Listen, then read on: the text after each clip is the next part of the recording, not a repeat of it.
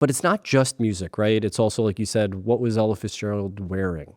Like you have it's going to be a really interesting problem to solve, and honestly, sounds to me very exciting. I think, like some of it, like, okay, the legal thing might not be that exciting. Although I'd be super excited for our contracts to be, getting through the pipeline much faster. So that would be great. But, but yeah, I mean, some of the things that we do because we are an entertainment company. We do produce the greatest music show on the planet every year, and we do others as well throughout the year. So we have potential to use AI in our productions.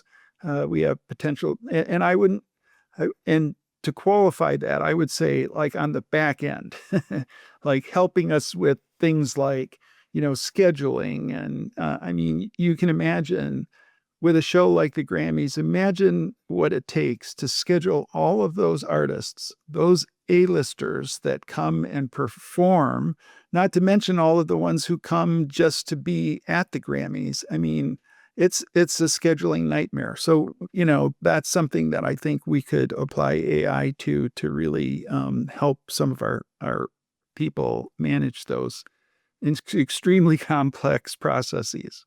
So when you're looking at all these proposals, right, from all your teams, what are the expected results you want to deliver for the fans and for the members? Yeah, so and frankly, because we are a membership organization, the members are always the top priority. I mean, delivering value to our members is the most important thing that we do. And we do that in many ways. So, looking at what we do for membership to improve their experience is pretty critical.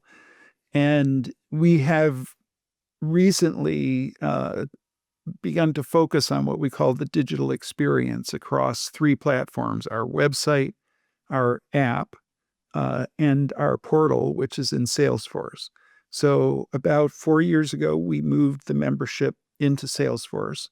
And now that they're in Salesforce, there's lots of opportunities for us to essentially deploy AI in a way that could benefit members, right? So, and you were earlier talking about agentics or AI agents, and there's an area where I think we could really help members. We do a lot of phone support for members. Many of the questions are the same questions you get over and over again about membership, and certainly an AI agent to help members would be sort of a natural fit.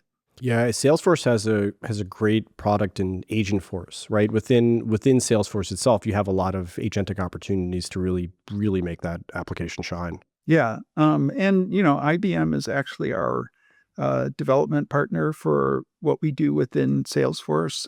So we're definitely looking at that and talking about that.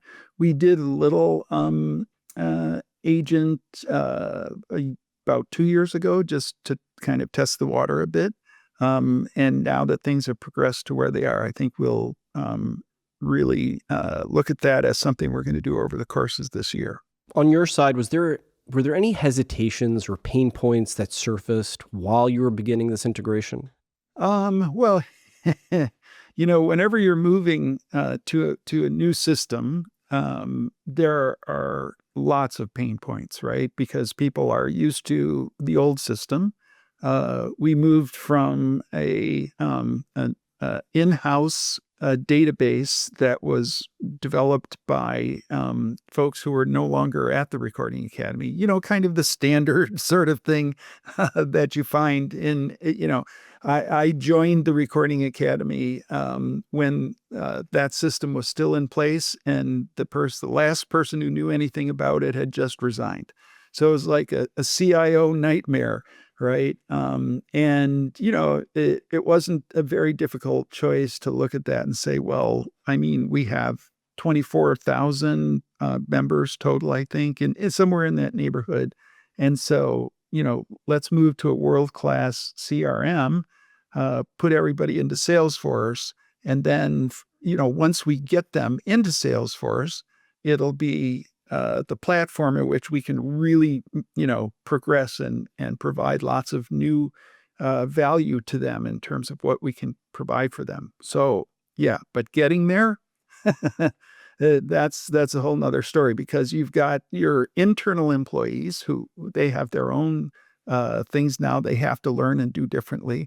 But then the members themselves are now presented with a totally new interface and a different system. And so my experience, I've been a CIO for over 20 years. And every time you do something like this, it takes at least a couple of years before the road is just a little less bumpy. As a CIO, I imagine your main stakeholder is the business. So, how are you looking at AI to improve the business operations for the Recording Academy? We're looking at, how do we improve things for our membership department? How do we help them with things like recruitment and onboarding and engagement and then analytics to see how we're doing, retention, all of that sort of thing. The awards process, which is very heavily manual, and how do we help them use AI to speed things up and also improve accuracy. In the marketing department, lots of opportunities there for AI agents and helping with social media that we're that's very important to us. Partnerships, they can use AI for lead scoring and all sorts of different things. Advocacy, which is a really important area that many people don't realize. The Recording Academy has a whole department that lobbies lawmakers and across the country to make sure that musicians are well represented and in the case of AI, protected. So that their rights are protected against misuse of AI. And then we have the entertainment division, which I mentioned before. It was doing productions throughout the year that end up on television and streaming and all the sort of things that can be done in pre-production and post-production. And then all of the archives that we have. So I'm going to be busy with AI for many years.